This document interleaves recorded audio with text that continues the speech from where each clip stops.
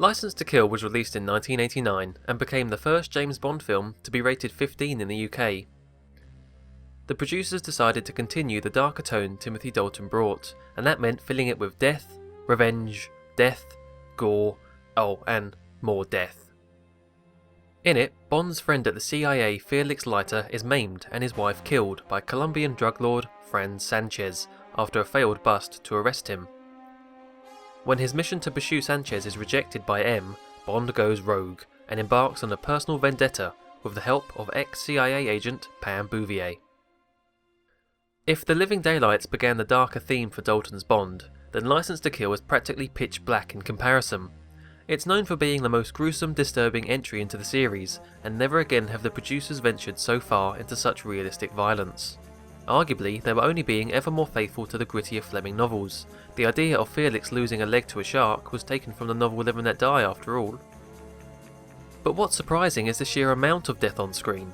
In past Bond films, faceless goons are killed aplenty. I mean, how many survive those big climactic battles in the villain's base? But the difference is it's usually just suggested.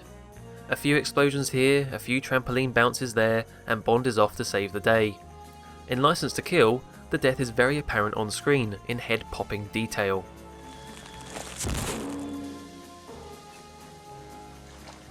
Is it a bad thing? In itself, probably not. Sure, it's gory in some cases, but it never crosses a line. Instead, it has a wider effect on the film as a whole. It saps a lot of the humour, and much like in A View to a Kill, leaves you with a slightly nasty aftertaste. On a better note, the aspect of Bond's personal revenge makes for an interesting theme to the film. In fact, his obsession to avenge Felix and his wife could be seen as an attempt at closure of his own tragic wedding. The death of Della hours after getting married matches the fate of Tracy, and there are definite parallels to be drawn. What is also good to see is the effect of Bond's suspension from MI6. In Licence to Kill, he's left without informants or contacts, which means his determination for revenge interferes with others. Both Pam and the Hong Kong Narcotics Bureau had plans that were ruined by Bond's actions. Pulling the spotlight back to reveal the ripple effect of 007 realistically depicts how, in the grand scheme of things, he's just a drop in the ocean.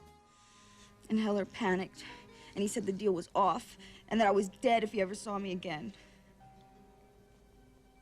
There's more to this than your personal vendetta. The side effect of making Bond out for revenge is that he's, well, a bit of a jerk. Sure, he was a bit like that in The Living Daylights, but his relationship with Kara evened it out. Without such a relationship in Licence to Kill, he verges on unlikable. In terms of secondary cast, Licence to Kill is fine. It's nice to finally see a Felix reprised by a previous actor, in this case David Hedison, from Live and Let Die. Sure, it was 16 years later, but it's still nice. And whilst Sanchez is no world-conquering villain, Robert Davi does play the drug lord very well. Unlike Christatos, another more realistic villain, at least Sanchez is interesting.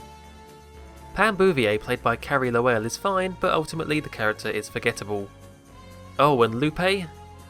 Ugh. The fact she can go from seeing James a total of 4 times, one of which with a knife to her throat, to... If anything happens to him, I don't know what I'll do. You know, I love James so much. Is so ridiculous, it removes all credibility from the character. Michael Kamen was chosen to score Licence to Kill, and whilst John Barry paved the way, it highlights the benefit of switching up composers. With Kamen's score, you really get the sense of a kid in a candy shop. Things sound so enthusiastic. Just take a listen to his Bond theme, for example.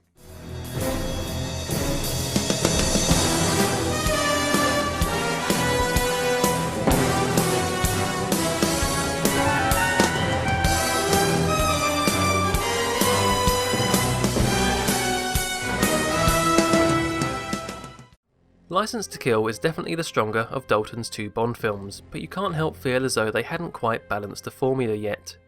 And sadly, they never had the chance to.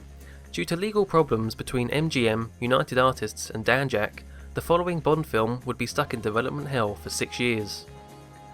By then, Dalton had moved on, but Licence to Kill also marks the last film for a number of Bond regulars. Some include screenwriter Richard Maybaum, Maurice Binder and his flamboyant title sequences, director John Glenn and his startling birds.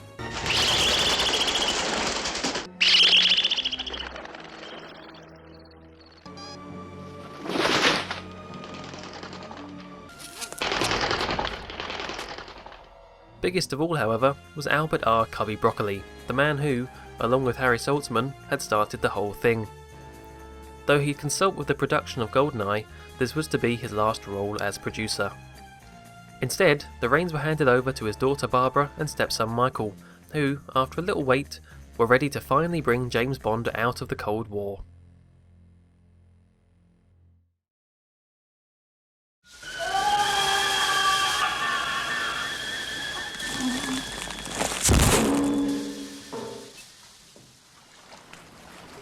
Not a good time to lose one's head. Oh, indeed. That's not the way to get ahead in life. No. It's a shame he wasn't more headstrong.